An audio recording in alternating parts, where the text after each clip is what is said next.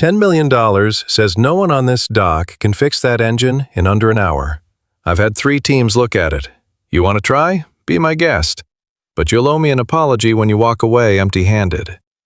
When Sloan Vance, CEO of Vance Marine, made a $10 million public bet that no one could fix her flagship yacht's engine, she expected silence. What she got was Marcus Cole, a quiet, single father working the docks who fixed it in 3 minutes and walked away without asking for a dime. But Marcus isn't just a mechanic.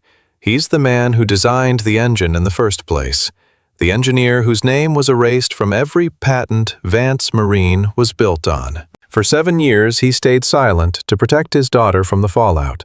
Now, with his identity exposed and a COO willing to destroy him to keep the secret buried, Marcus faces the choice he's been avoiding: fight for the truth or disappear again. And Sloan must decide whether the empire her father left her is worth keeping, if it was never honestly built. The morning Sloan Vance lost a $10 million bet, the sky over Biscayne Bay was the kind of blue that made investors feel good about writing large checks. She had planned it that way. Everything about the Meridian launch, the champagne, the angle of the sun, the carefully curated guest list of 32 international investors had been planned to the last detail. What she had not planned was for the engine of the Meridian herself, Vance Marine's flagship 68-foot luxury yacht and the crown jewel of the new Apex series, to go completely and catastrophically silent 40 minutes before the demonstration cruise. Sloan was standing at the bow when it happened, mid-sentence in a conversation with Henrik Solvang, the Norwegian fund manager whose commitment alone would anchor the entire Series B round. The engine didn't sputter or cough, it simply stopped, the way a heart stops completely without warning, as though it had made a decision. The silence that followed was very loud. "Technical delay," Sloan said before anyone else could say anything. She smiled at Henrik with the particular smile she had spent years calibrating. Warm enough to be human, steady enough to be CEO. "We'll have it sorted in a few minutes." She walked to the stern and descended to the engine bay, where her head of marine operations, a red-faced man named Troy Whitfield, was already crouching over the Vance V12, with the expression of someone staring into a hole they had just fallen into. "Talk to me," she said quietly. "I don't know," Troy said. "I genuinely don't know. This engine has 40 hours on it. It shouldn't be doing this." "That's not an answer." "I know it's not an answer." He stood up and wiped his hands on a cloth that did nothing useful. "I've got 2 more guys coming down. Give me 20 minutes. Sloan looked at the engine. She knew what she was looking at in the way that someone who grew up around boats knows she could identify every major component. She understood the theory.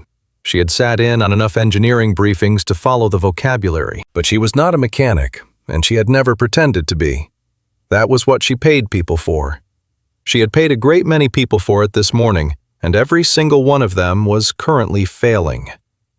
She went back up to the deck and refreshed Henrik Solvang's champagne personally, which was not something CEOs typically did, and which she calculated would read as charming rather than desperate. Henrik accepted the glass and said with the deliberate neutrality of a man deciding whether to be amused or concerned, "How long do you think?" "Not long," Sloan said. 20 minutes later, Troy's 2 additional men had joined the first 2 men already in the engine bay, and the sum total of their combined progress was a great deal of muttering and 1 cracked flashlight. Sloan stood at the top of the stairs, listening to them argue about the fuel injection sequence, and felt the morning beginning to slide in a direction she could not correct with champagne and smile calibration. She came back up to the deck. Henrik was talking to 2 other investors near the railing, and the conversation had the quality of people being politely entertained while internally revising their schedules. The caterer was refilling a fruit platter that nobody was touching. The publicist Sloan had hired for the morning was standing near the gangway, looking at her phone with the expression of someone composing a crisis communication draft in their head. It was then looking across the dock from the stern of her silent 68-foot flagship that Sloan Vance made the decision that would unravel the next 7 years of carefully constructed silence. She raised her voice just enough to carry across the immediate group without sounding like she was raising it. "Ladies and gentlemen, since we seem to have a brief intermission, let me make things interesting." She reached for the poise she kept in reserve for moments exactly like this, the version of herself that made problems sound like theater. $10 million says no one on this dock can fix that engine in under an hour. I've had 3 teams look at it. You want to try? Be my guest. But you'll owe me an apology when you walk away empty-handed. There was a moment of the particular silence that follows unexpected statements. Then Henrik laughed because Norwegians respect a bold move even when they can see through it. And several other investors laughed with him, and the caterer stopped pretending to arrange the fruit platter, and the mood on the deck shifted from quietly anxious to cautiously entertained. Sloane had not actually expected anyone to take her up on it. She had intended it as theater, a way to reframe the delay as confidence, to signal to 32 sophisticated investors that she was not worried about this engine because she had no reason to be worried about any engine that bore the Vance name. It was the kind of move her father had taught her: when you can't fix the problem immediately, own the room until you can. What she had not factored into the calculation was the man on the dock. He was standing about 30 feet away near the service slip, with his back partly turned toward the meridian, as though he had not been watching her at all, which she suspected was not entirely true. He was somewhere in his mid-30s, wearing a gray work shirt with the sleeves rolled to the elbows and oil stains that were clearly not decorative. He was not tall in the way that called attention to itself, but he held himself with the kind of stillness that tends to occupy more space than height alone can account for.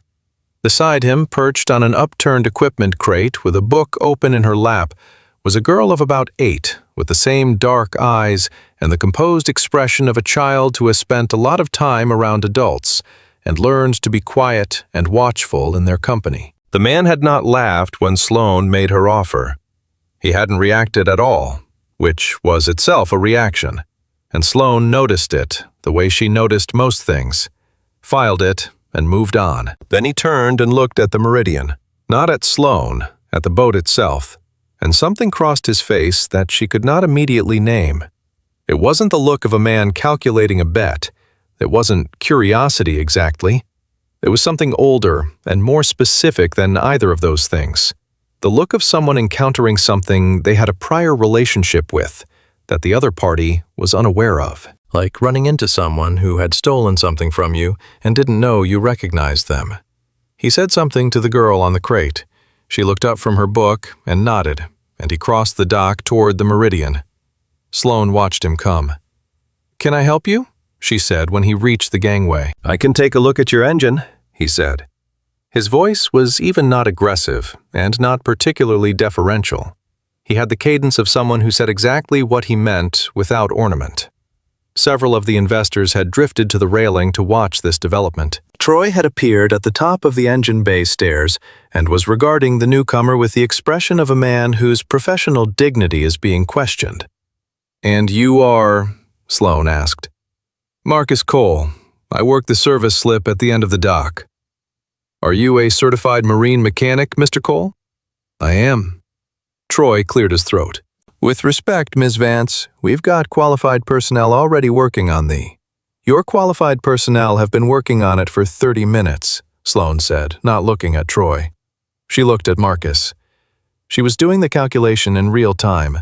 The risk of letting a stranger into her engine bay versus the risk of standing on this deck for another half hour while Henrik Solvang revised his opinion of Vance Marine's operational competence. "You have 1 hour, she said.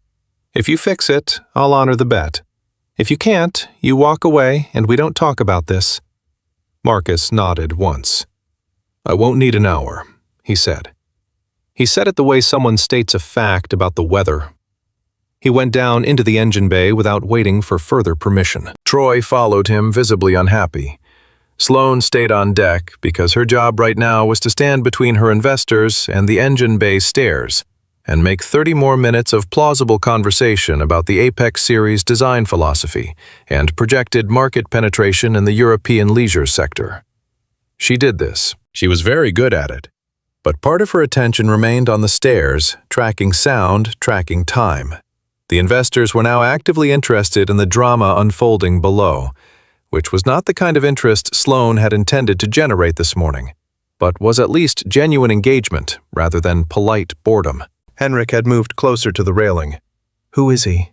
he asked Sloane quietly. "A mechanic," Sloane said. "He didn't flinch when you said 10 million. "No," Sloane agreed. "He didn't." 2 minutes and 47 seconds after Marcus Cole descended into the engine bay of the Meridian, the engine turned over. The sound it made, smooth, deep, and utterly confident, was one of the best sounds Sloane Vance had heard in her professional life, and she could not entirely decide how she felt about that.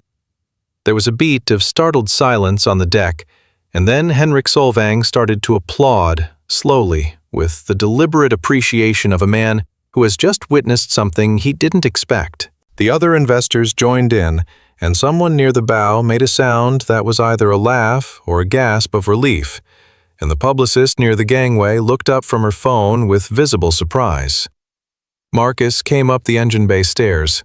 He was wiping his hands on the same cloth Troy had used earlier, though he seemed to be getting more use out of it. He looked at Sloane. "Fuel injection sensor had a calibration fault," he said. "The firmware on this model has a known initialization issue if the sequence is interrupted during startup. You need to update the software and recalibrate the sensor before this thing goes into open water." Sloane looked at him for a long moment. Around her, 32 investors were watching this exchange with the full attention of people who have just had something very expensive and very impressive happen in front of them. 3 minutes, she said. 2:47, he said. He wasn't correcting her to be difficult. He was correcting her because it was accurate. Sloane was aware that she was standing in front of a large audience, and that her next move was going to define the story everyone in this group told about this morning. She had made a public bet. The bet had been called. She was a Vance, and Vances did not renegotiate after the fact. "Troy," she said, "write Mr. Cole a check for $10 million. Troy looked as though she had asked him to remove a structural wall. "Ms. Vance, perhaps we should verify." "The engine is running, Troy." Troy went to find his checkbook. The investors on deck were doing the thing that investors do when they have witnessed something unexpected, recalibrating, reassessing, deciding what this meant about the woman who had made the bet and honored it without blinking. This was, Sloane realized, actually better than if the engine had simply worked. She looked at Marcus. He was already turning back toward the gangway. "Mr. Cole." Something in her voice made him stop. "Before you go, can I see your license, your marine mechanic certification?" He turned back. If the request annoyed him, it didn't show. He reached into his shirt pocket and produced a worn card which he handed to her without comment.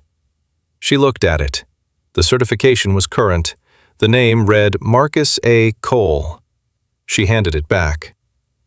"How did you know about the firmware issue?" she said. "That's a very specific fault. Most mechanics wouldn't have found it in 3 days, let alone 3 minutes. Something moved behind his eyes, brief-controlled, like a door being closed from the inside. "I'm familiar with this engine model," he said. "Are you?"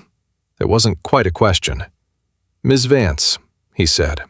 And there was something measured in how he said her name, a precision that she couldn't immediately account for. "Your engine is running. I'll let your team take it from here." He walked back down the gangway and across the dock to where his daughter was waiting on the equipment crate, still with her book.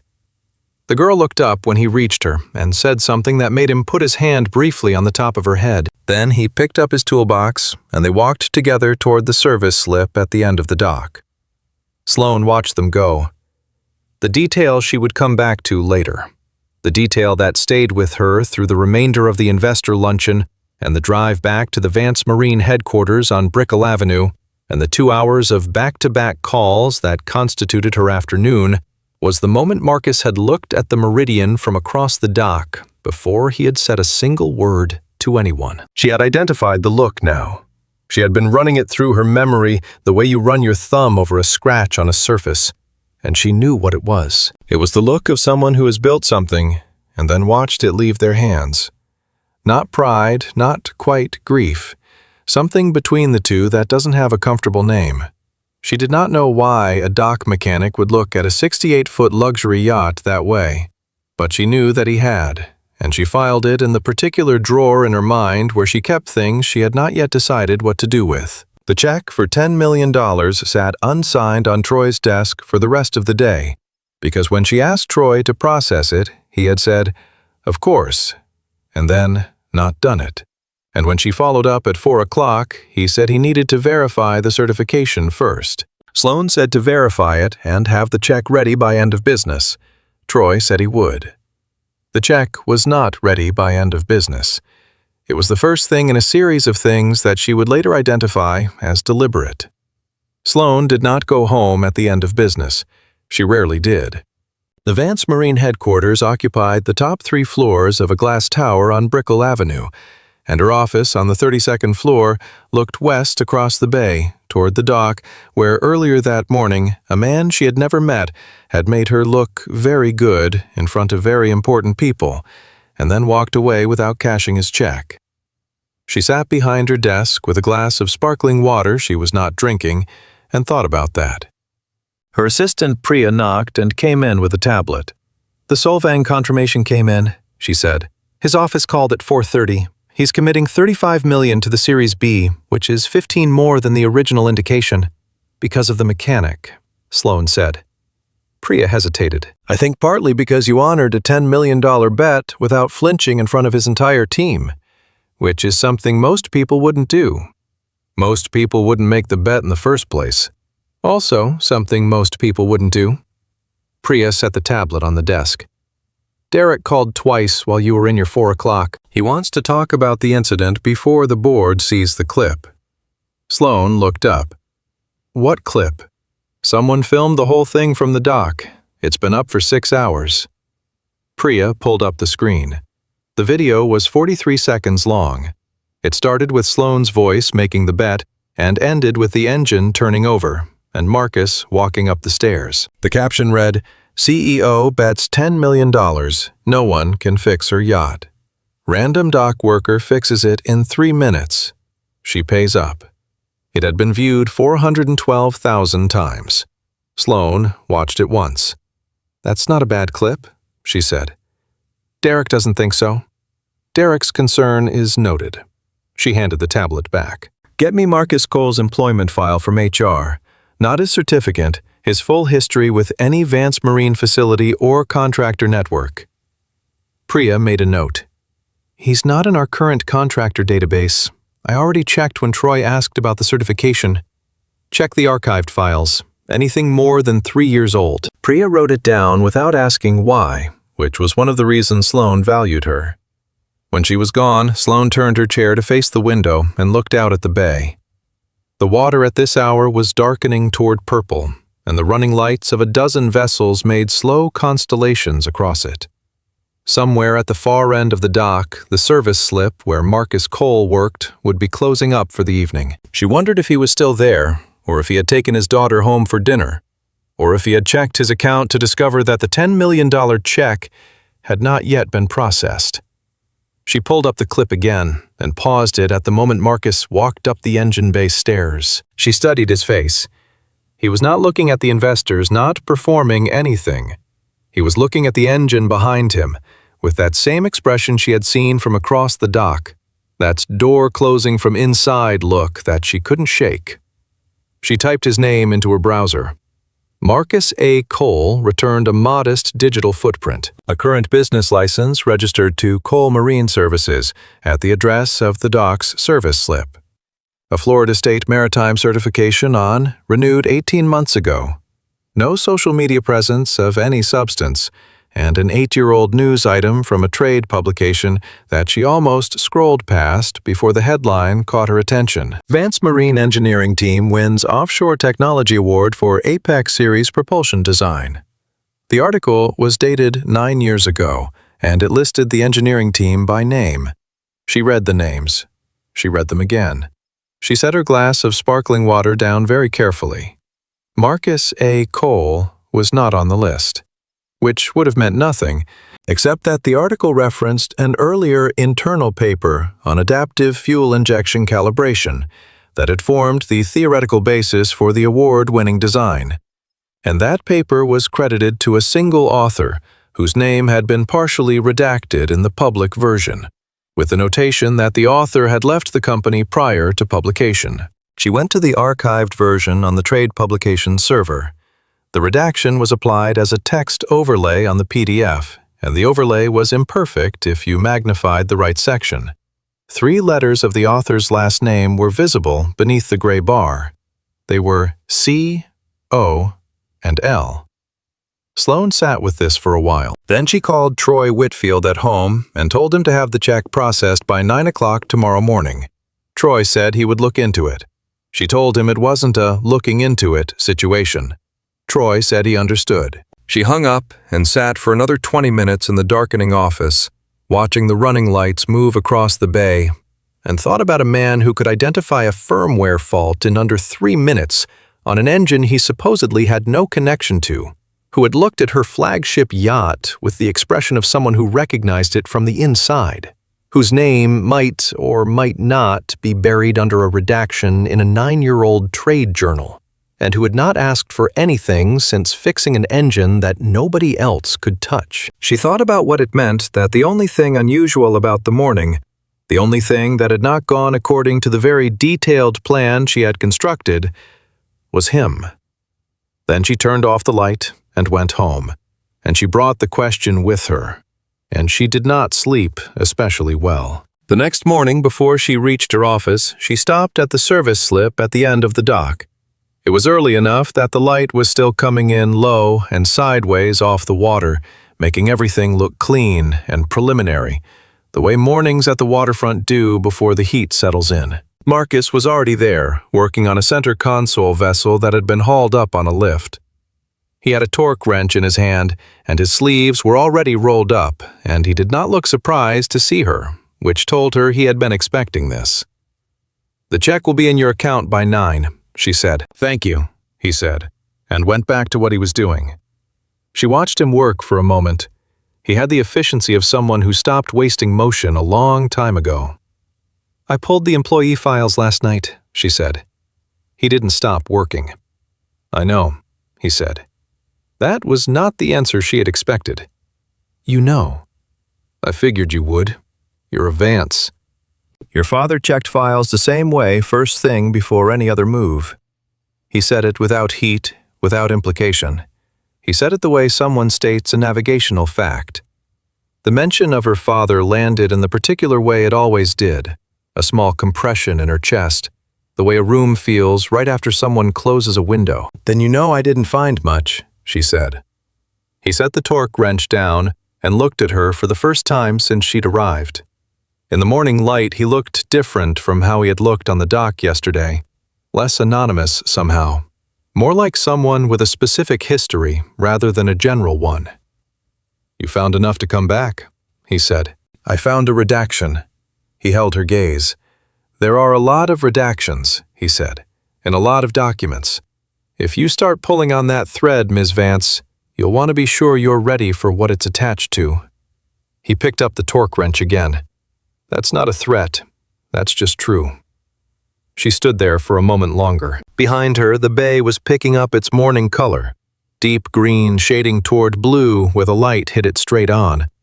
A pelican landed on a nearby piling and regarded her with the complete indifference of a creature that has seen too many boat launches to be impressed by any of them. "My team will need to service the Meridian before she goes into open water," Sloane said. "The firmware update, the sensor recalibration, it needs to be done correctly." She paused. "I'd like you to supervise it." "I have a full schedule," he said. "I'll compensate you for your time." "It's not about compensation." He said it simply, without making a moral statement out of it. "I'll think about it." She nodded, which was the closest thing to a concession her posture allowed at 7:30 in the morning. She turned to go. "Ms. Vance." His voice stopped her the way it had stopped her on the dock yesterday. She turned. "The fault in your engine," he said. "It's not just a firmware issue. It's a design-level oversight. It'll show up in every V12 in the Apex series once those boats start accumulating hours. He said this carefully, looking not at her but at the boat on the lift. Someone should address it before it becomes a liability. She held the information for a moment.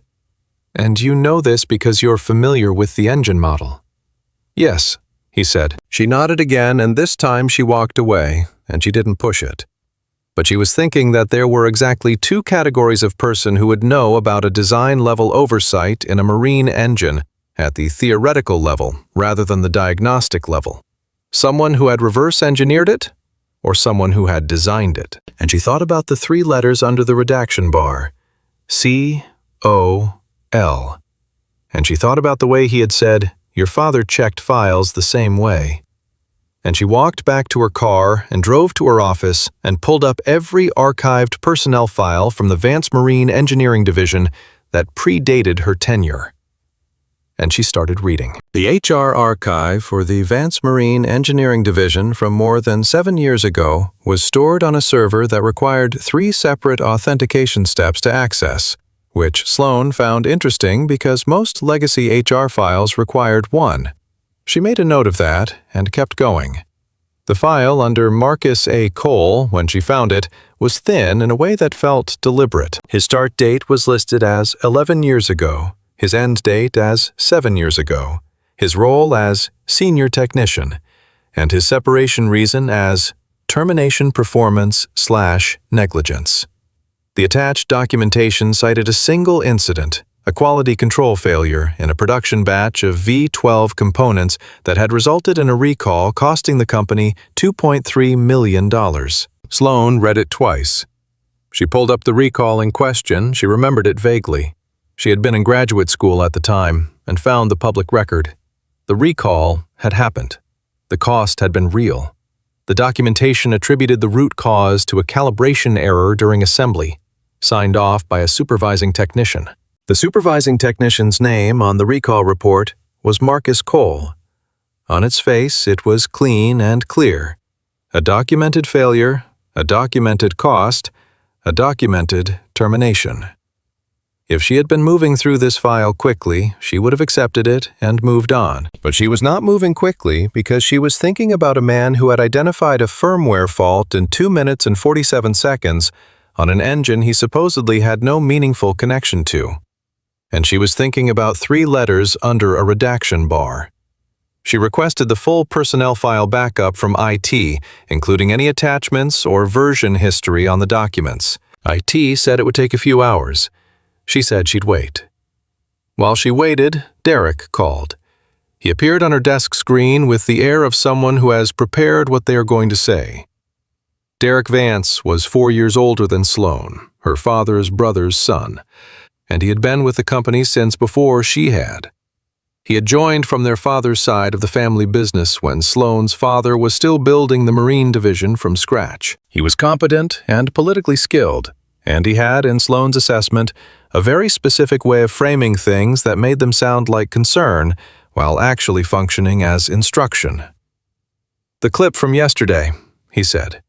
"It's at 2 million views." "I know," Sloan said. "The board loves it. I'm getting messages from 3 directors this morning saying it's the best organic marketing moment we've had in 2 years. It was, Sloan agreed. Derek paused. He had the look of someone waiting for the room to clear before saying the real thing. "The mechanic," he said. "Did you get a look at his background?" "I'm looking at it now." "And?" She kept her face neutral because she had known Derek for 20 years, and she knew when he was fishing. "And he's a certified mechanic with a current license and no current relationship with this company," she said. "Why?" "I just want to make sure we're not creating a liability," Derek said. "Someone who fixed our engine on camera and got paid $10 million if he's connected to any prior dispute with the company, that's a story that could complicate the Series B narrative." "What prior dispute?" she said. "I don't know that there is one. I'm being hypothetical." "Derek." She said his name the way their shared history gave her permission to flat direct. "Is there something specific you know about this man that I should know?" Something moved in his expression, very fast, very controlled. "No," he said. I'm being careful. That's my job. Your job is COO. My job is knowing who's on my dock. She smiled at him, which she did when she wanted to signal that the conversation was over. I'll let you know what I find. He said a few more words and hung up, and Sloane sat looking at the blank screen for a moment before turning back to the personnel file. When the IT backup came through 2 hours later, there was one version history item that the current file did not contain. An earlier draft of Marcus Cole's separation document dated 3 days before the final version, in which the separation reason was listed not as termination, but as resignation. And the notes field contained a single sentence. Employee declined to sign IP transfer agreement. Separation by mutual determination. The sentence had been deleted from the final version. Sloane read it 4 times. IP transfer agreement. She went looking for the IP transfer agreement. It was not in the personnel file. It was not in the standard contract archives. She sent a request to the legal department for any IP transfer agreements executed in the 12-month period surrounding Marcus Cole's departure date. The paralegal who responded said she'd check and get back to her. Sloane said she needed it by end of day. She was still at her desk at 11 when Priya knocked and came in looking slightly apologetic. "There's a situation at the dock," Priya said. "Mr. Cole's daughter." Sloane was already standing up. The situation turned out to be minor. A scraped palm and a bruised confidence, rather than anything requiring emergency services. But it had not been minor when it happened. Lily Cole, 8 years old, and possessed of her father's composure in every circumstance except this one, had been crossing the dock access ramp when the ramp gate swung open unexpectedly and caught her hand. She had not cried, which made it worse somehow than if she had, because by the time Sloane reached the dock, she found the child sitting on the equipment crate she'd occupied the day before, pressing a folded paper towel to her palm with the stoic expression of someone determined not to cause inconvenience. Marcus was crouching in front of her, talking in a low voice and examining her hand with the same focused attention he brought to engine components. He looked up when Sloane arrived, and something in his face shifted. Not surprise, not quite, but a slight recalibration. "Is she all right?" Sloane asked. It came out more directly than she intended, without the professional layer she usually kept in place. "She's fine," Marcus said. "Aren't you?" This last was addressed to Lily, who nodded with the conviction of someone who has decided she is fine, regardless of available evidence. Sloane crouched down beside him, which put all 3 of them at the same level. She had a small first aid kit in her bag she had kept one since her father made her take a marine safety course at 14. And she opened it and found an antiseptic wipe and a bandage without making a production of it. "Can I?" she asked Lily. Lily looked at her father. He gave a small nod. Lily held out her hand. Sloane cleaned the scrape carefully and applied the bandage. Lily watched the process with the analytical attention of a child who is filing information rather than simply experiencing it. When Sloane finished, Lily looked at the bandage and then at Sloane. "You're the lady who made the bet," she said. "I am," Sloane said. "Daddy fixed your boat?" "He did. Very well." Lily appeared to consider the justice of this arrangement. "Did you pay him?" "The payment is being processed," Sloane said, which was the accurate answer, and she watched Marcus's mouth do something brief at the corner that might have been acknowledgement of the precision. "Because he fixed it fair and square," Lily said. "He absolutely did." Lily nodded, satisfied. She looked down at the bandage again, then up at Sloane.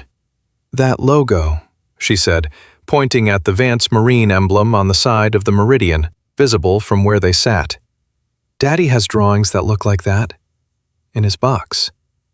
The words hit the air and stayed there. Sloane looked at Marcus. Marcus's expression did not change, but his posture did, a small, very controlled stillness. The kind of stillness that comes from choosing not to react rather than having nothing to react to. He said calmly to Lily, "That's enough, Bug." Then to Sloane in the same tone, "She has a good eye." "Lily, Sloane kept her voice casual, conversational, the way you learn to be when you don't want to spook something. "What kind of drawings?" "Engineering drawings," Lily said, "with lots of numbers and lines. They look like the parts of a boat engine. I'm not supposed to touch the box." She offered this last with the moral clarity of someone who has been told not to touch the box, and has therefore made peace with not touching the box. "We should get you some water," Marcus said to Lily, and the subject was changed with the seamless efficiency of someone who has had practice redirecting questions in motion. He stood up and looked at Sloane. "Thank you for the first aid." "It was nothing," Sloane said, and stood up as well. She handed him the remaining supplies from the kit. "Mr. Cole, the check will clear this afternoon. I had Troy expedite it this morning." He accepted this with a nod. "I also want to formally offer you the Meridian Service Supervision contract," she said. "I understand you said you'd think about it. I'm asking you to think about it in a specific direction." She held his gaze. "The design-level issue you mentioned. I'd like to understand it fully. Not just for the Meridian, for the whole Apex series. If there's a systemic fault, I need to know before those boats accumulate hours, and before it shows up in a liability filing. You should have your engineering team evaluate it," he said. "I'm asking you," she said. She watched him make a decision. It was visible the way important decisions sometimes are not dramatic, but present a slight shift in the weight of how he was standing. "One meeting," he said. "I'll give you one meeting to hear what I think the issue is. After that, it's your team's problem to solve." "One meeting," she agreed. "My office, whenever works for you." He named a time 2 days away. She agreed to it. He took Lily's uninjured hand and they walked away down the dock, and Sloane stood for a moment with the first aid kit in her hands and thought about engineering drawings that looked like boat engine parts kept in a box that a child was not supposed to touch. She went back to her office and found a message from the paralegal in legal. No IP transfer agreement had been located in the relevant period. However, the paralegal noted there was a gap in the archive documents from a specific 18-month window appeared to be missing from the physical storage, and the digital backups from that period had been migrated to a new server 6 years ago, at which point some files had apparently not transferred. Some files. An 18-month window. 6 years ago, 2 years after Marcus Cole's departure. Sloane forwarded the message to her personal email, closed the work server, and spent the rest of the afternoon in back-to-back meetings about the Series B roadshow, during which she said all the right things at all the right moments, while a separate parallel thread of her attention kept returning to a thin personnel file, a deleted sentence, and a child who had very good eyes. She called her father's former personal attorney that evening, a man named Harlan Foster, who had retired to Coral Gables 2 years ago and who had handled a great deal of Vance Marine's early legal infrastructure. She said she was doing a routine audit of legacy contracts and asked if he remembered anything about IP transfer agreements from the engineering division in the years before she took over. Harlan was quiet for a moment. That lasted slightly longer than a yes or no question required. Then he said he didn't recall the specifics and suggested she contact the current general counsel. She thanked him and hung up. The pause, she noted, had been 4 seconds long. She knew what a pause of exactly that length meant in a conversation about documents that no longer existed. She had been running meetings long enough to know. She poured herself a glass of wine she didn't finish and went to bed and lay awake thinking about what it meant that the COO of her company had called her first thing that morning, specifically to ask about a dock mechanic, before the man's check had even cleared, before any media story had developed, before there was any rational business reason to be concerned. Derek had been worried before there was a reason to be worried, which meant Derek had a reason she didn't know about yet. And in Sloane's experience, reasons that people hid were always more important than the reasons they showed you. She thought about Marcus Cole standing in front of the Meridian with an expression that had no comfortable name. She thought about Lily saying he has drawings that look like that. She thought about an 18-month archive gap and a deleted sentence about an IP transfer agreement that nobody could find. She thought about her father, who had built something extraordinary, and who she had trusted completely her entire adult life. She thought about what it would mean to discover that the extraordinary thing had been built on a foundation that had been poured wrong. She pressed that thought down carefully and went to sleep. It was the last, uncomplicated sleep she would have for some time. 2 days later, Marcus Cole arrived at the Vance Marine headquarters on Brickell Avenue 12 minutes early, which Sloane noted because she had expected him to be exactly on time. The kind of person he appeared to be did not run early and did not run late, which made 12 minutes early a statement of something, though she wasn't yet sure what. He came alone, without Lily wearing a clean shirt that was not a work shirt, and he carried nothing with him except a phone in his pocket and whatever he had decided in the intervening 48 hours that he was going to say. Priya brought him to the conference room rather than Sloane's office, because Sloane had decided at the last minute that a conference room was the right frame for this conversation. Neutral documented the kind of room where things said are implicitly on the record. She was already there when he arrived. "Coffee," she offered. "No, thank you," he said, and sat across from her with the particular ease of someone who is not impressed by rooms. Sloane had the Apex series engine specifications on the table in front of her. She also had in a folder she had not yet opened the version history printout from the IT archive and the paralegal's note about the missing documents. She had not decided yet how much of this to put on the table. The meeting had been framed as a technical consultation, and she intended to let it be that for as long as it needed to be, and to see where Marcus himself chose to take it. "Walk me through the design issue," she said. He did. He was very good at it. He used the technical vocabulary with precision, but without jargon. Performance, he said exactly as much as was needed to convey the problem, and no more. The Apex Series V12's adaptive fuel injection system, he explained, had been designed around an assumption about operating temperature ranges that was accurate for the Mediterranean and Caribbean leisure markets the boat had been originally spec'd for, but would prove increasingly unreliable as the fleet aged and owners extended their use into higher latitude waters with greater temperature variance. The firmware issue she had encountered was an early symptom. The deeper problem was a calibration parameter in the injection timing algorithm that would drift under specific thermal conditions. Not catastrophically, not immediately, but progressively and inevitably over thousands of hours of operation.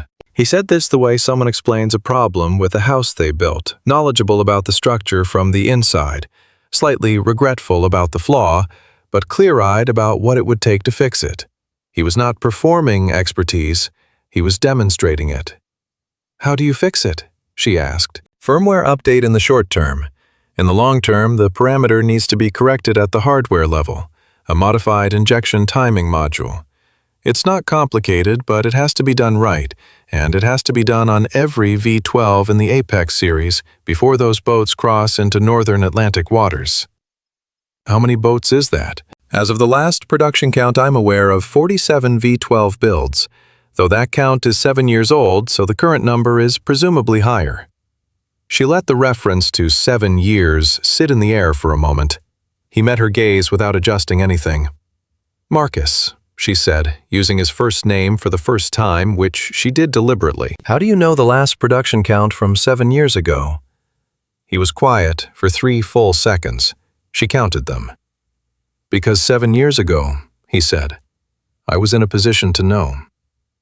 She opened the folder and placed the version history printout on the table between them. She watched him look at it.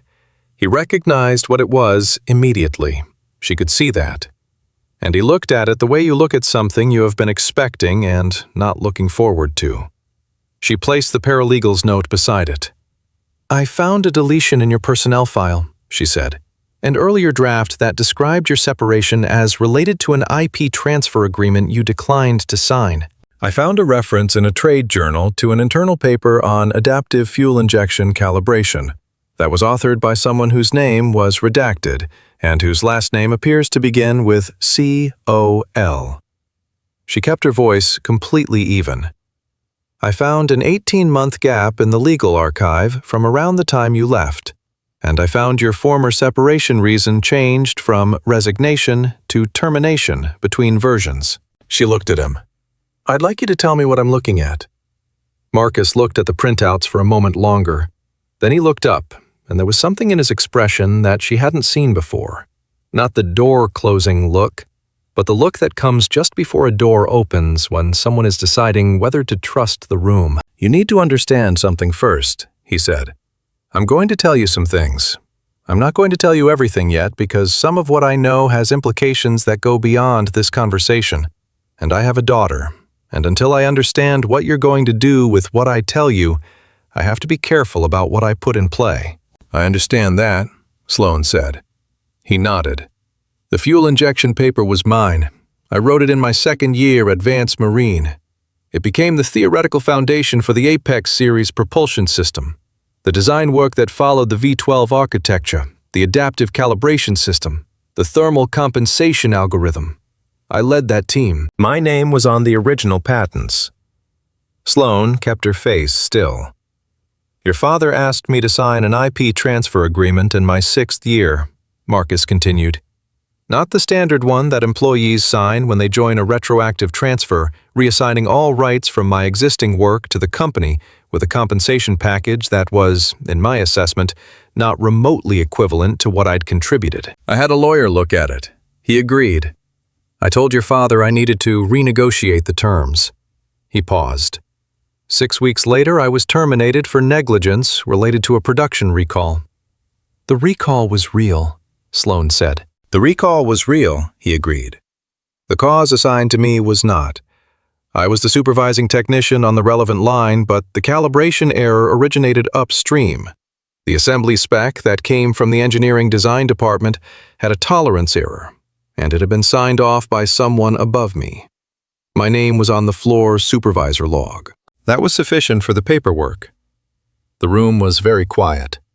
Through the window, the bay was doing its ordinary midday shimmer, indifferent to everything. You're telling me my father set you up? Sloane said. I'm telling you what happened, Marcus said. I don't know how much your father knew about the specific mechanism. I know he wanted me out, and I know he had people around him who were willing to make it happen efficiently. What I don't know is where the instructions came from exactly, or how many people were involved. He looked at her steadily. What I do know is that I didn't cause that recall, and I know that my name is not on those patents anymore. Sloane sat back and looked at him, and for a long moment, neither of them said anything. Outside, a boat engine started up somewhere far below the sound traveling up through the glass of the building in a low-frequency vibration that she felt more than heard. Why didn't you fight it? She asked. He was quiet for long enough that she thought he might not answer. Then he said, My daughter was 2 years old. Her mother had just left. I had a wrongful termination case that I could have pursued for years through courts that are expensive and slow against a company with far more legal resources than I had, with evidence that I was the named supervisor on a failed line while I was trying to maintain any semblance of stability for a 2-year-old who had just lost her mother's presence and didn't need to grow up watching her father in a public war he might lose. He said this without self-pity, without drama. He said it the way you state the conditions that were true at a particular time. So I didn't.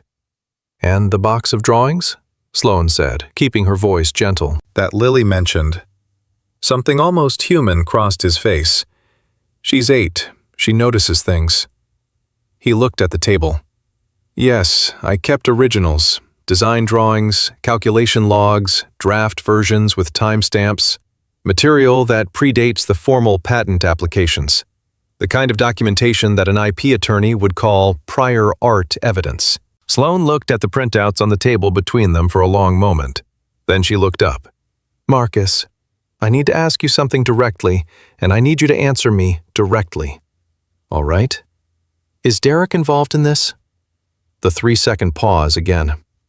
When I was terminated, he said carefully, Derek Vance was the one who handed me the separation papers. The air in the conference room changed. Not dramatically, the temperature didn't drop, no doors slammed, but it changed the way air changes when a significant amount of new information enters a sealed space. Sloane absorbed this. She filed it next to Derek's call on the morning after the dock incident, The 4-second pause from Harlan Foster, the archive gap, the deleted sentence. "I appreciate you telling me this," she said. He looked at her as though trying to determine what to do with appreciation. "I want you to understand," he said. "I'm not here to blow anything up. I'm not here to make a claim or cause a problem. I came to look at the Meridian because I heard a sound I recognized, and I knew what was wrong with it. That's all I intended.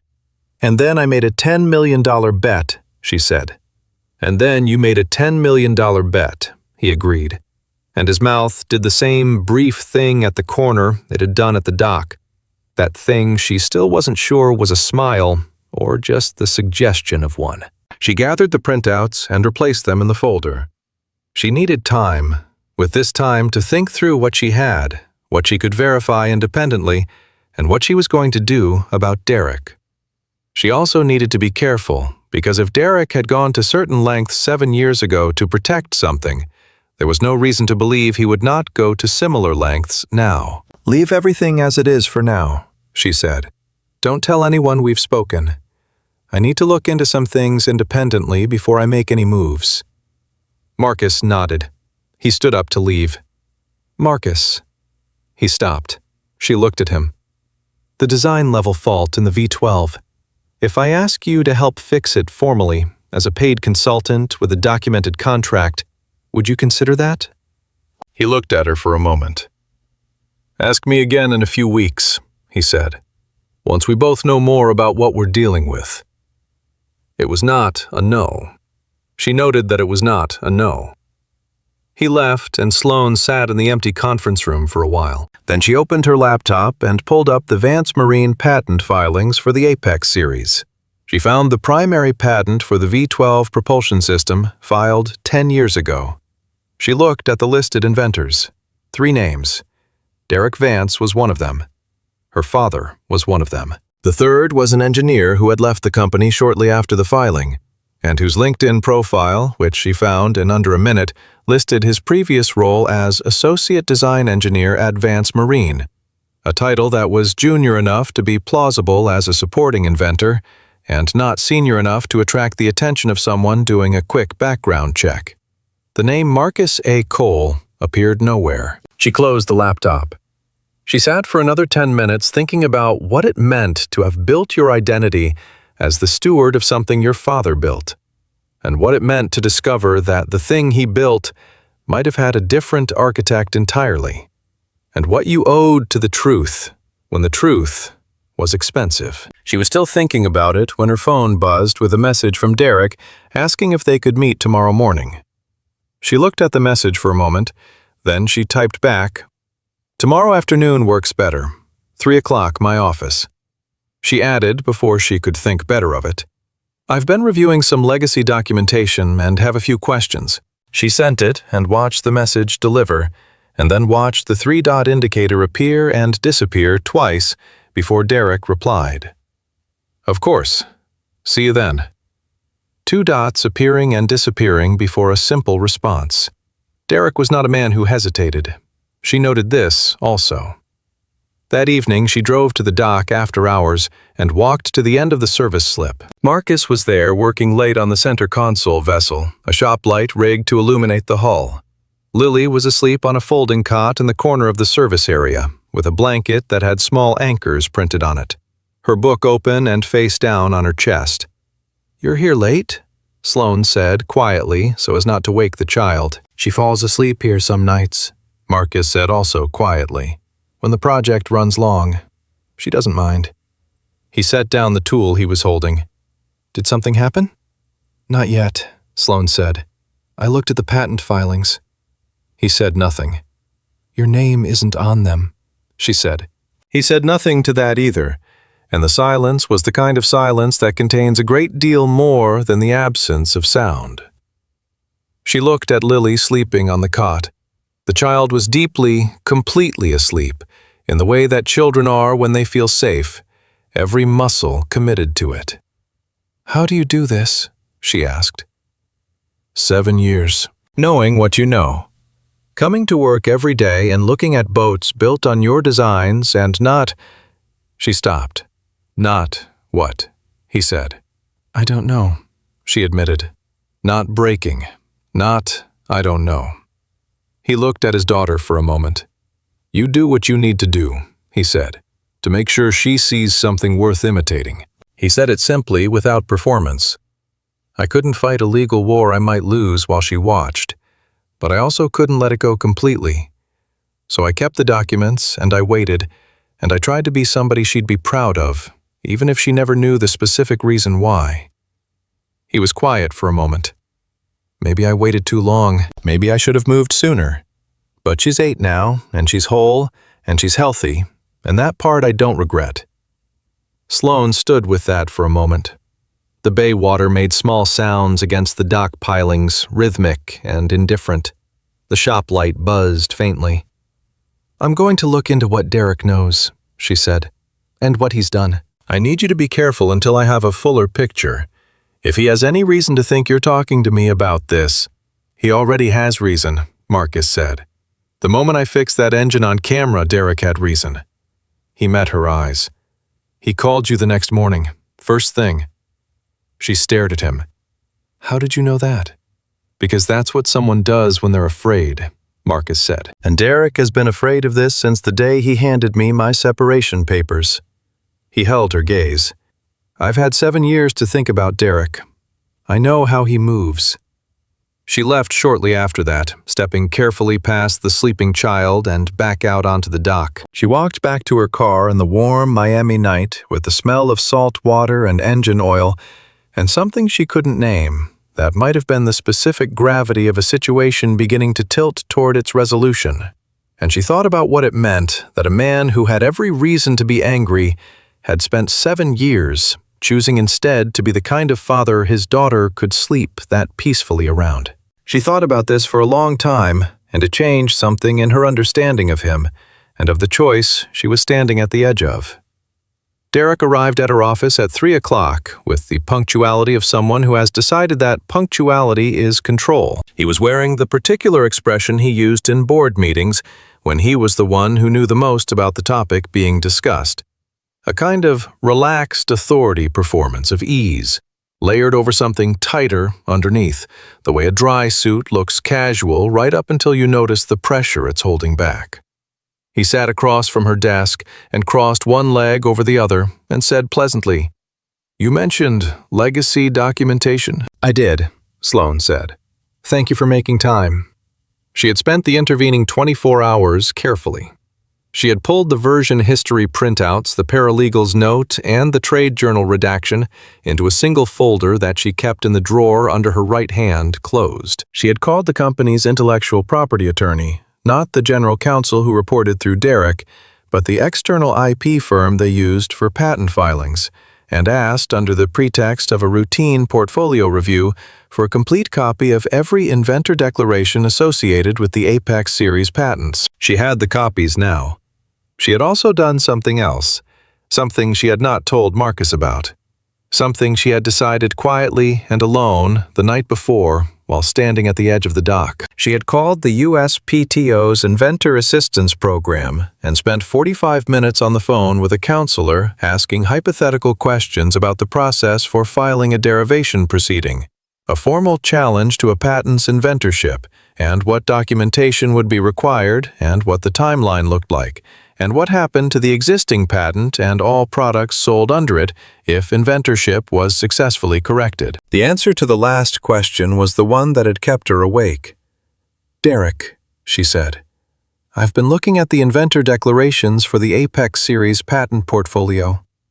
He maintained his expression of relaxed authority. Any specific issue? I want to understand the history of the V12 propulsion patent, the primary filing. Who contributed what at what stage? Derek uncrossed his legs and recrossed them the other way, which was a small motion, but a motion nonetheless. That's pretty far back, he said. The filing was a decade ago.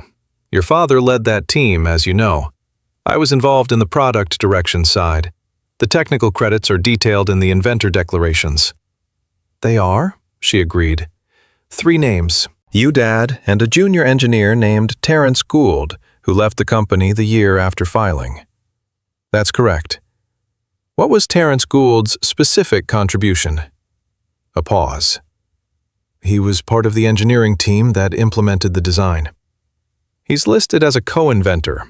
Inventors contribute to the conception of the invention, not just implementation. What did he conceive? Derek looked at her with the careful assessment of someone recalibrating the conversation they thought they were walking into. Sloan, where is this going? She opened the drawer and placed the version history printout on the desk. She watched him see it. She watched him see his own name in the document metadata, because she had checked the metadata and the final version of Marcus Cole's separation document had been last edited by an account registered to Derek Vance 2 years after Marcus's departure, which was when the company had migrated servers, and Derek had apparently taken the opportunity to make some adjustments. Marcus Cole, she said. The name landed in the room like something dropped from a height. Derek's expression did not break, but it reorganized. The relaxed authority became something more effortful. "He's the mechanic from the dock," he said. "I told you he might be a liability." "He was the chief design engineer on the Apex Series V12, Sloan said. "He wrote the foundational paper. He led the team. His name was on the original patent applications, and then it wasn't. And 7 years ago you handed him a termination letter for a recall he didn't cause, after he refused to sign a retroactive IP transfer agreement." She kept her voice very level. "Tell me I'm wrong about any of that." Derek looked at her for a long moment. He was very intelligent, and she knew he was running calculations, what she knew, what she could prove, what the optimal response was. She watched him run them. "You've been talking to him," he said. "Yes." Sloan.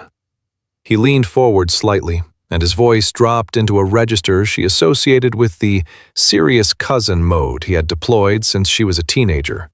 The voice that implied she was smart, but not yet smart enough to understand what the adults were managing. "I know this looks complicated, and I know Marcus Cole is...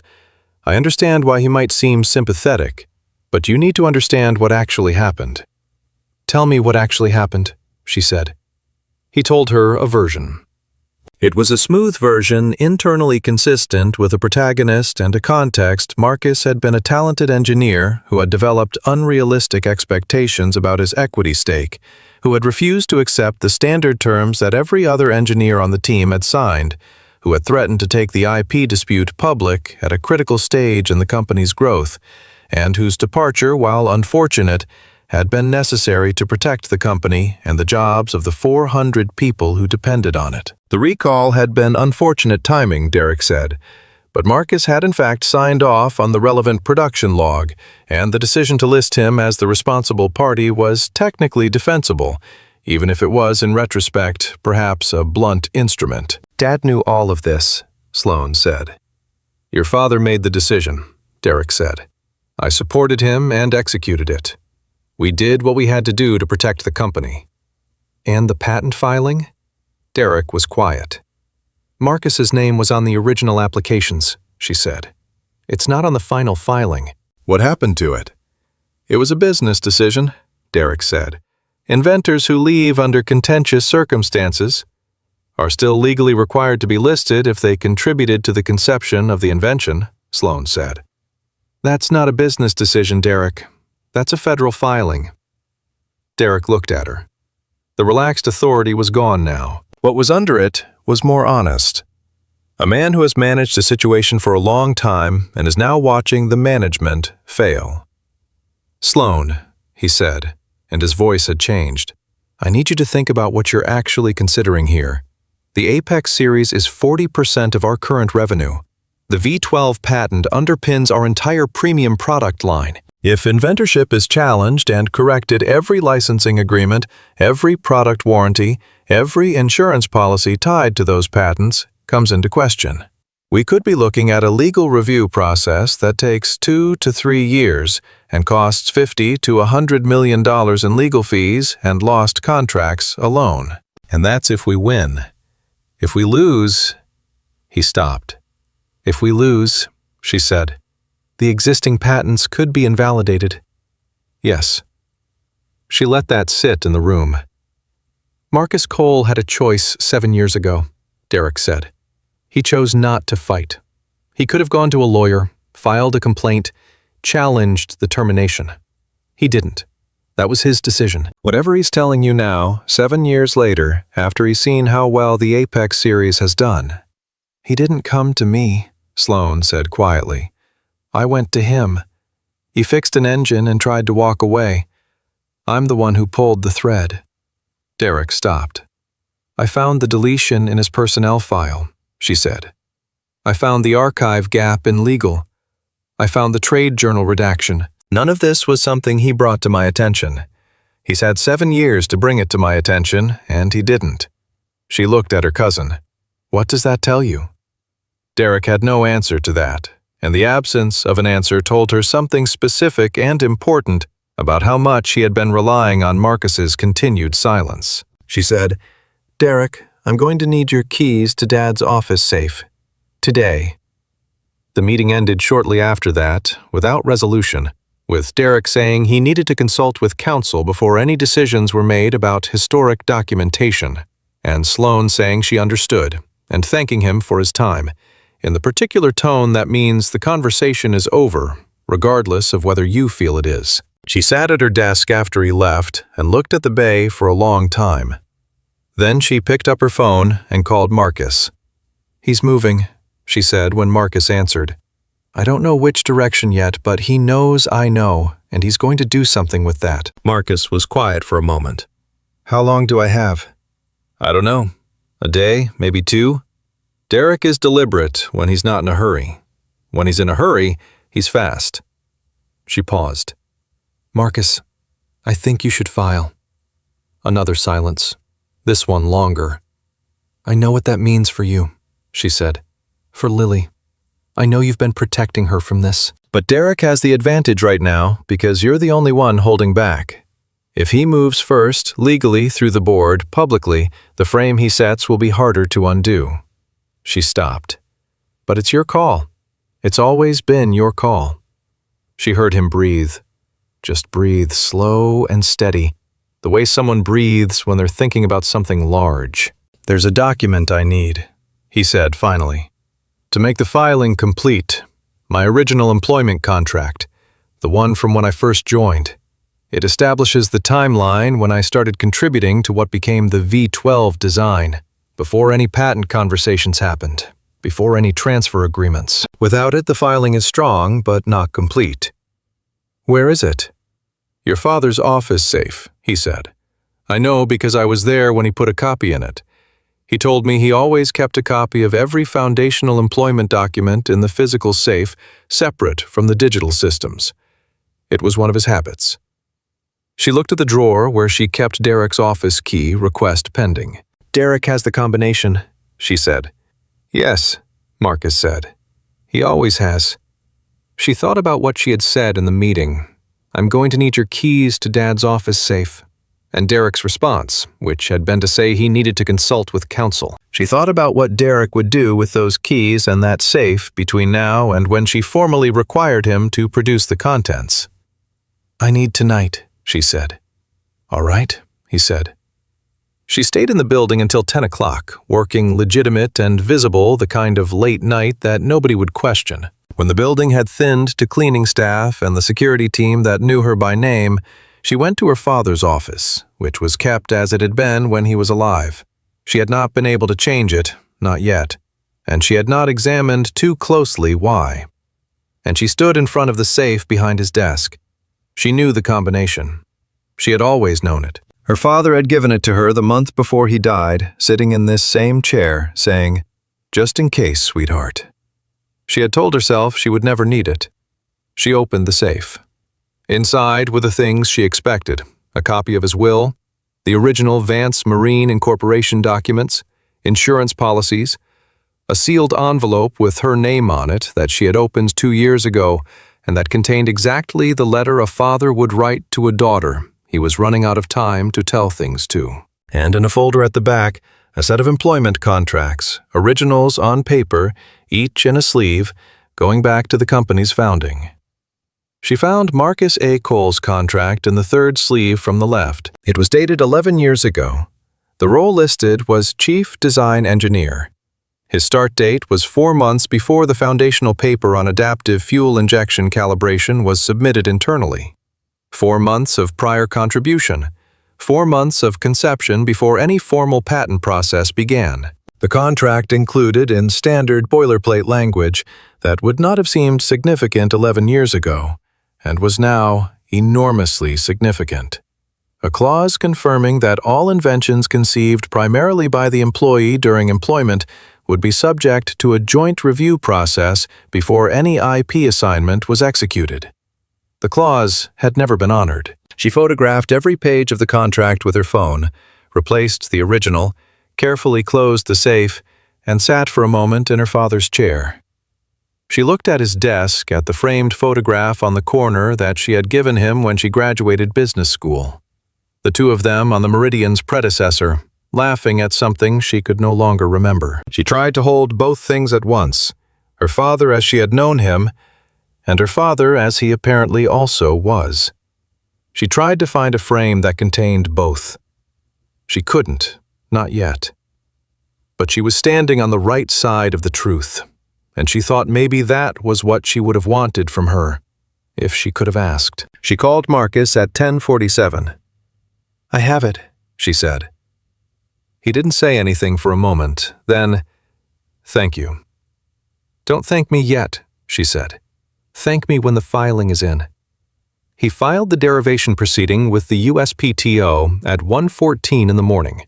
She knew the time because he texted her a single line when it was done. "It's filed." She read it sitting on her kitchen counter with a cup of tea she had made mostly for the purpose of having something to do with her hands, and she held the phone for a long moment, and she thought about a man sitting alone at some hour past midnight, making the decision he had been not making for 7 years. And she thought about the specific kind of courage that looks like patience for a very long time, and then looks like one irreversible action at one irreversible moment. She texted back, "I know." Then, after a moment, "How's Lily?" His response came after a pause that felt like a smile. "Asleep. Doesn't know yet." She put down her phone and thought about that. About what it meant to do the hard thing while your child slept peacefully in the next room, trusting the dark. She thought about what she would say to Lily when the child asked eventually what her father had done and why, and whether it had cost him anything. She went to bed with the taste of the decision still in the air around her, and she thought about Derek and the morning that was coming, and she knew it was not going to be simple, and she was not afraid of that. What she had not anticipated was how fast Derek would move when he was afraid. She found out at 7:42 the next morning, when her general counsel called to inform her that at 6 o'clock that morning, Derek Vance, in his capacity as COO, had instructed the legal department to file a civil complaint against Marcus Cole for misappropriation of trade secrets and attempted extortion of Vance Marine intellectual property. The complaint had been signed, filed, and served on Marcus's registered business address by process server at 7:15. Sloane sat with the phone at her ear and the morning light coming in flat and hard through her kitchen window, and she said, "Thank you. Tell no one else anything, and do not take any further instructions from Derek on this matter without my explicit sign-off." She hung up. She called Marcus. He answered on the first ring. "I know," he said. "I just got served." Derek moved faster than I thought. "He's scared," Marcus said. His voice was steady, the same voice he used explaining engine faults, the voice of someone who has already processed the situation and moved on to what happens next. A scared man with a COO title and a legal department is still a scared man. He filed because the USPTO filing went through, and someone in the system notified the relevant parties, and he's trying to reframe me as the aggressor before the USPTO looks at the inventorship evidence. Can he make it stick? Not if the documentation holds, Marcus said, and it holds. The twist had arrived. 7 years of a sealed room, and now it was open, and the air that had been sealed inside was moving through everything, through the morning light, through the phone call, through the conversation she was going to have with her board, through the specific and irreversible fact that Derek had just made this a public legal fight, which meant it could no longer be managed quietly, which meant everyone was going to know. "Marcus," Sloane said, "Lily is going to find out." A silence. Not the 3-second thinking pause. Longer. Then, "Yes," he said. "Are you ready for that?" Another long pause. "No," he said. "But I was never going to be ready. That's not how it works." He breathed. "It's filed. That's what matters. Everything else is just what comes next." She held the phone and thought about what comes next, and it was a great deal, and it was beginning right now. The call from her board chair came at 8:43 that morning, before Sloane had finished her coffee. It was a short call. Robert Chang did not make long calls before 9, and it consisted of 3 sentences. That he was aware of the legal filings, that an emergency board session was required before end of day, and that he trusted Sloane would be prepared to give a full account of the situation, including any prior knowledge she had of the underlying dispute. His tone was the tone of a man who is maintaining professional neutral, while a great deal of professional concern operates immediately beneath it. She said she would be prepared. She hung up and finished her coffee, standing at the kitchen counter, looking out the window at the morning, and then she went to work. She arrived at the Vance Marine building at 9:15 to find Derek already there, already in motion. He had called his own emergency meeting with the legal team before her arrival, which her general counsel reported to her in a terse text in the elevator, and he had sent a communication to 3 board members, not Robert Chang, the 3 who were most likely to respond to Derek's particular framing of a situation, positioning the filing against Marcus as a proactive defense of the company's IP portfolio against an extortion attempt by a disgruntled former employee. She read the communication. It was good in the way that Derek's moves were always good, technically accurate in every individual word, completely false in its total effect. Marcus had not approached the company. Marcus had not made demands. Marcus had filed a legal document with a federal agency and said nothing publicly. But Derek's communication made it sound like Marcus was a threat moving against them, and that framing, if it settled into the 3 board members' thinking before the full board session, would be extremely difficult to dislodge. She had 2.5 hours before the board session. She used them. She drafted a comprehensive briefing document, factual, sourced, chronological, attaching the version history, the paralegal's note about the archive gap, the trade journal redaction, the inventor declaration discrepancies, and photographs of the relevant pages of Marcus's original employment contract. She sent it to every board member simultaneously at 9:52, with a cover memo that said, "In advance of today's session, I want to provide complete documentation of a matter that has recently come to my attention and that I believe requires full board disclosure. The attached represents everything I know and how I came to know it. I will answer all questions in today's session." She hit send and sat for a moment with her hands flat on her desk. Then she called Marcus. "The board session is at noon," she said. "I've sent them the documentation. Derek's been working his side since before I arrived." "What do you need from me?" he said. "Nothing right now. Stay reachable. Don't talk to anyone from the company who isn't me or an attorney you trust. And Marcus," she paused. "Have you told Lily?" "Not yet," he said. "Tonight. I'm going to tell her tonight." "Okay," she said. "Sloane." His voice had something in it she had not heard before, a slight roughness at the edges that she thought was not weakness, but its opposite. The sound of someone who has let their guard down precisely 1 notch. "Whatever happens today, I want you to know I didn't expect. I didn't come to the dock expecting any of this. I expected to fix an engine and go home." "I know," she said. "I also want you to know that what you did last night going into that safe, that was not something you had to do. That was a choice." "Yes," she said. "It was." A pause that was not uncomfortable. "Thank you," he said. She said, "Don't thank me. Win." The board session began at noon in the 32nd floor conference room, and for the first 40 minutes, it was the kind of meeting that corporate governance exists to produce. Orderly, documented, controlled. Robert Chang ran it with the precision of someone who has managed complicated situations for decades and has no interest in drama, because drama is inefficient. Every board member had read the briefing document. Every board member had also presumably read Derek's earlier communication. The room was doing the quiet work of reconciling two incompatible accounts of the same set of facts. Sloane presented the documentation. She was methodical, unemotional, and she answered every question without deflecting. When Robert Chang asked how she had obtained the photographs of the employment contract, she said she had accessed the physical safe in her father's office, using a combination her father had given her. And she watched Derek's expression recalibrate at speed from across the table. When it was Derek's turn, he was good. He was genuinely good. He acknowledged that the original IP situation had been complex, and that decisions were made under pressure, and that, in hindsight, the documentation process could have been more thorough. He framed everything as historical, as the legitimate business judgment of a prior management team navigating a difficult situation, and he was careful to invoke her father's name precisely as often as necessary to remind the board that criticizing Derek's actions meant implicitly criticizing a man they had all admired. It was working. She could see it working.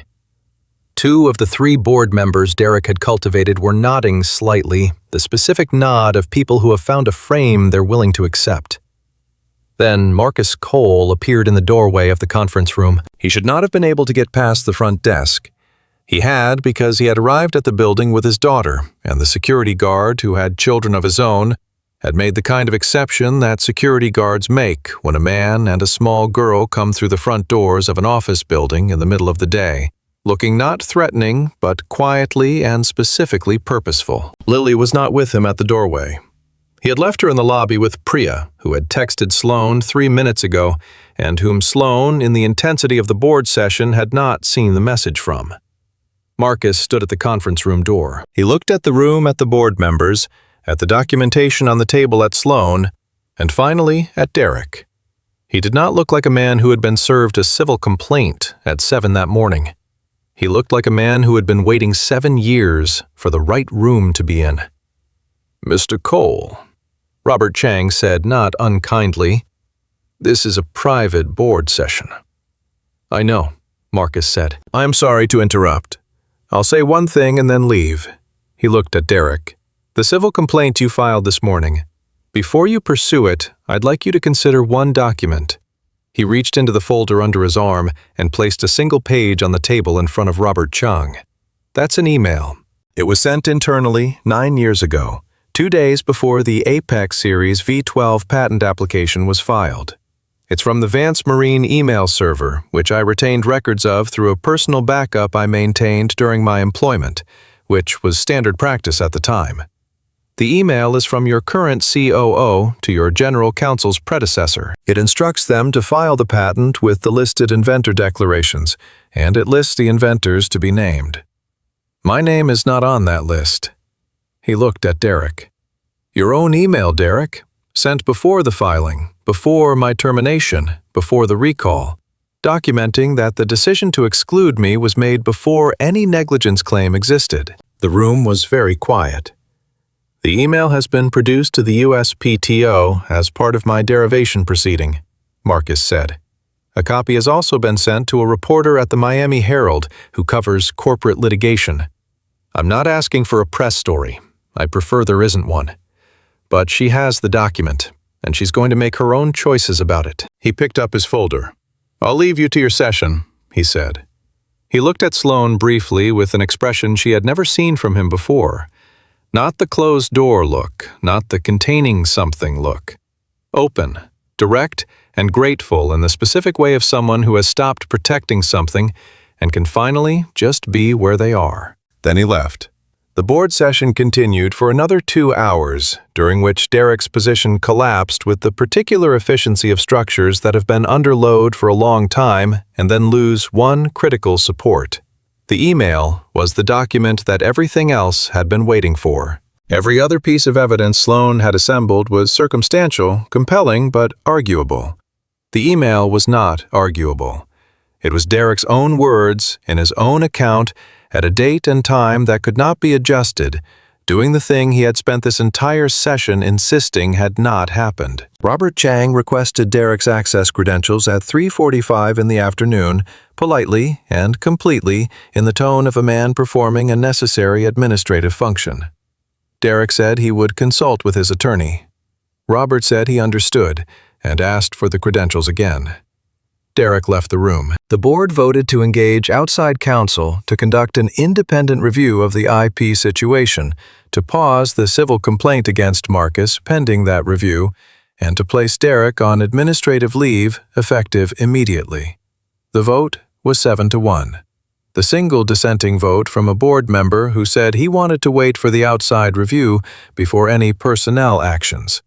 A position that was reasonable and would not have changed the outcome. Sloan did not feel triumphant. She felt wrung out and certain, which is a different thing. She found Derek in the hallway outside the boardroom. She had not planned to find him there. She had thought he would have gone directly to his office or to the elevator.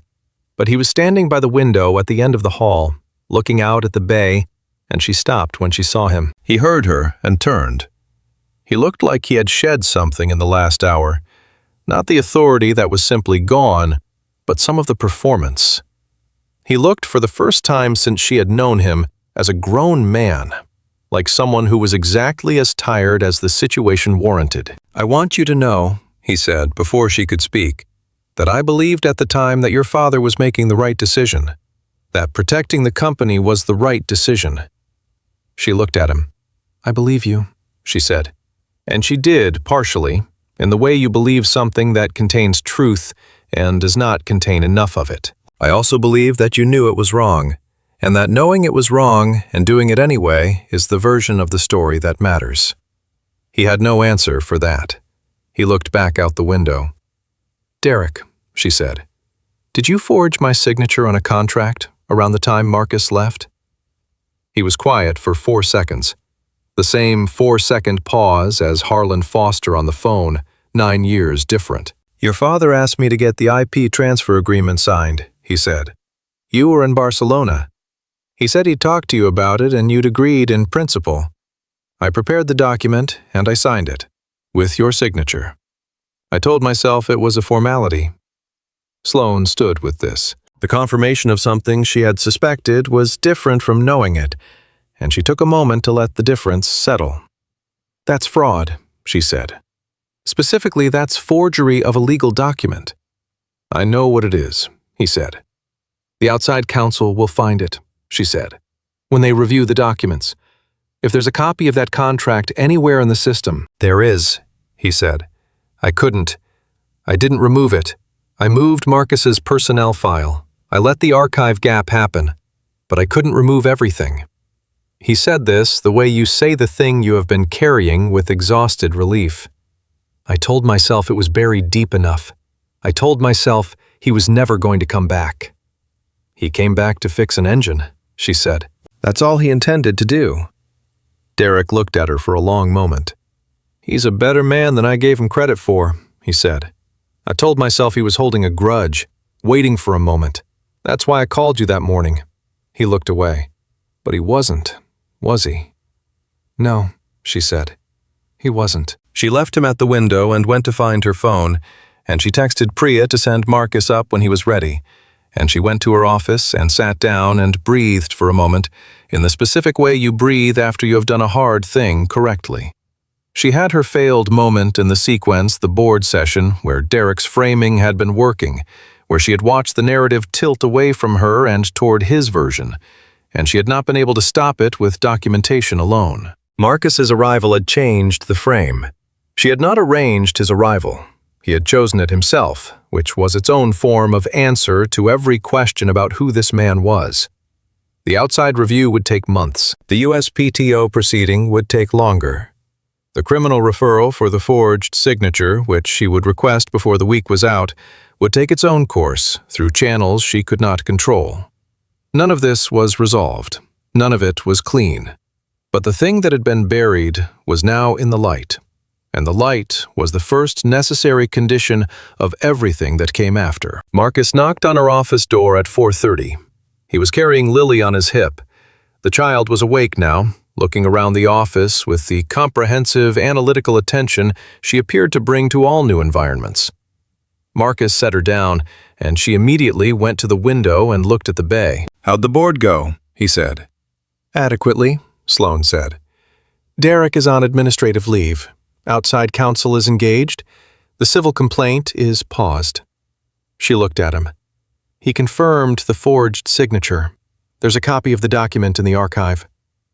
Something moved through Marcus's face. Not satisfaction, nothing as simple as that. Something more like the feeling of a structure settling after a long time of holding itself up against an uncertain foundation. "Okay," he said quietly. "The USPTO proceeding is going to take time," she said. "You know that. I know that. And the press, the Herald reporter has the email.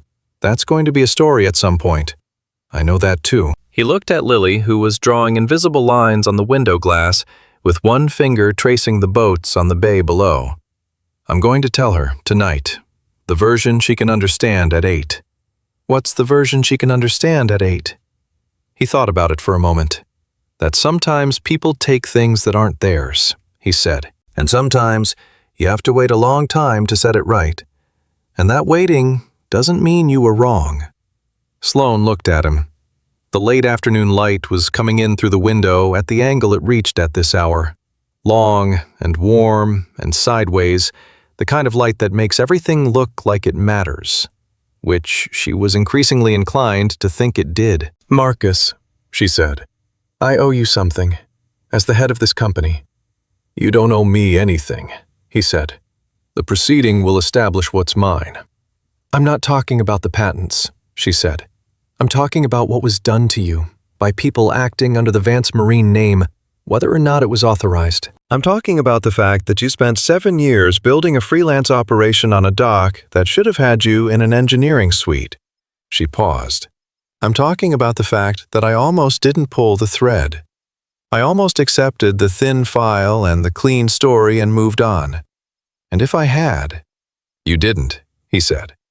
"I almost did." He looked at her with that direct, unguarded look she had seen at the boardroom door, the one that had no defensive layer. "But you didn't," he said again, and there was something in his voice that made the repetition feel like more than reassurance, like an actual statement about who she was, made by someone who had watched her make the choice and knew what it had cost. Lily turned from the window. "Daddy," she said with the authority of an 8-year-old who has been patient long enough, "can we see the boat?" "Which boat?" Marcus said. "The big one, the one you fixed." Marcus looked at Sloane. Sloane looked at Lily. "The Meridian is at the dock," she said. "I can take you down if you want." Lily considered this offer. "Okay," she said, with the magnanimous approval of someone who has decided to allow something she was going to get anyway. They went down together through the lobby, out into the warm Miami afternoon, across the parking structure and down the dock access ramp. The Meridian was tied at her berth, polished and quiet in the late afternoon light. 68 feet of engineering that looked from the outside exactly like what a prestigious marine company's flagship should look like. Lily walked up the gangway without hesitation and stood at the bow and looked out at the bay. Marcus stood at the stern rail. Sloane stood beside him. She was close enough to be aware of his presence, the way you become aware of presence when it becomes specific rather than general. The warmth of someone near you, the sound of breathing that is not your own. 7 years ago, Marcus said, looking out at the water, I stood on a dock very much like this one and watched a boat very much like this one leave the facility. I'd just been handed my termination papers. He was quiet for a moment. I told myself it was over, that I had made the decision to let it go and I was going to live with it. And did you live with it? I built something else, he said. Something I could actually keep. He looked at Lily, who was now crouched at the bow, examining something on the deck with the focused intensity of scientific investigation. So, yes, I lived with it. He paused. It was just living with it and waiting at the same time. Sloane watched the water for a moment. A pelican flew low over the channel, banking into the light. "What happens now?" she said. "After the proceedings. After all of it. What do you want?" He thought about it honestly. "I want my name back," he said. "On the patent. That's what I started with, and that's what I want. The rest—" He looked at her. "The rest I don't have a fixed idea about." She turned to look at him. He was looking at her already, and neither of them looked away. "I have a thought about the rest," she said. "When all of this settles, if you're willing." "Tell me the thought," he said. She had been carrying it since the night she stood at the dock, watching the shop light buzz and the child sleep, and thinking about a person who had chosen patience over war for the sake of someone small.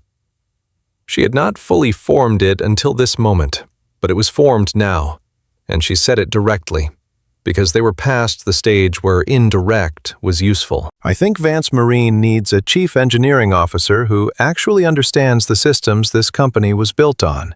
Not because it would be symbolic, because the Apex series has a design fault that's going to show up in 47 boats over the next several years, and the person who can fix it is standing right here." He looked at her. "You want me to come back?" "I want you to come back as what you should have been the whole time," she said, "with your name on the door and your name on the patents and a contract that Harlan Foster himself can't find a gap in."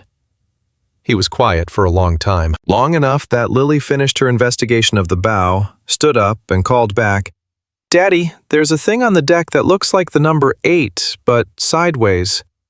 And Marcus called back without taking his eyes off Sloane, "That's an infinity symbol, Bug." And Lily called, "What does it mean?" And Marcus said, "It means it goes on forever." And Lily absorbed this with the philosophical acceptance of an 8-year-old.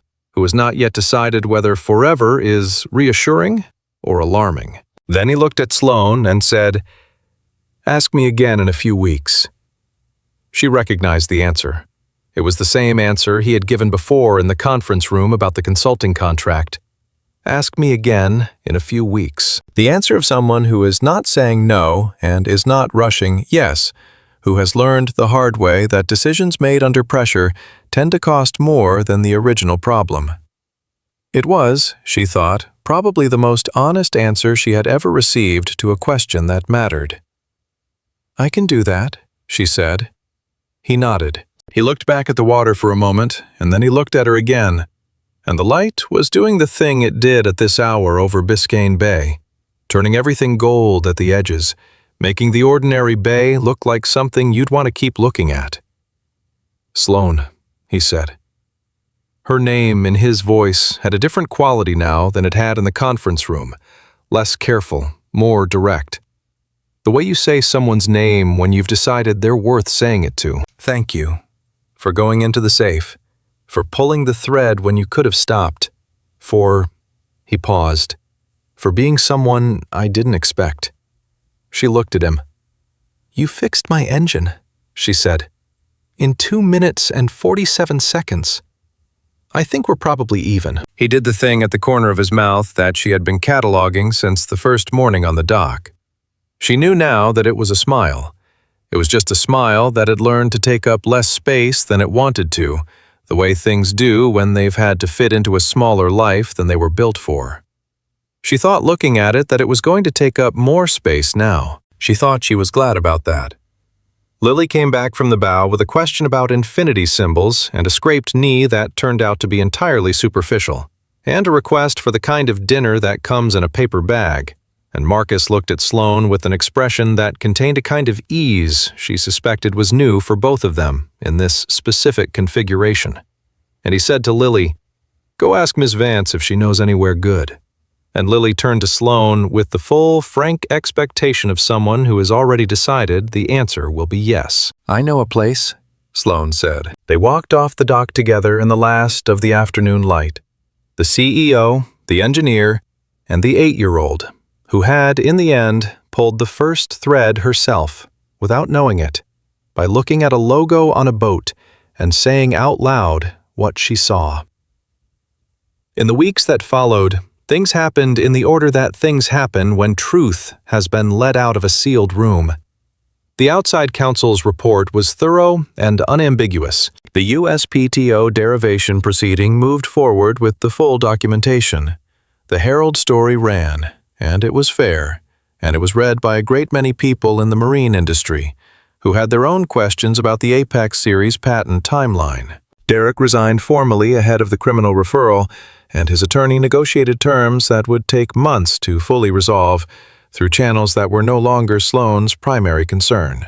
Harlan Foster called her unprompted 3 weeks after the board session and said there were some things he should have said when she called him that evening, and that he was sorry he hadn't. Marcus's name was restored to the Apex series patents in a supplemental filing that generated a brief news item in the marine industry press and a significantly longer article in an IP law journal that Sloane read twice because it was precise and because it named Marcus by name correctly in every paragraph.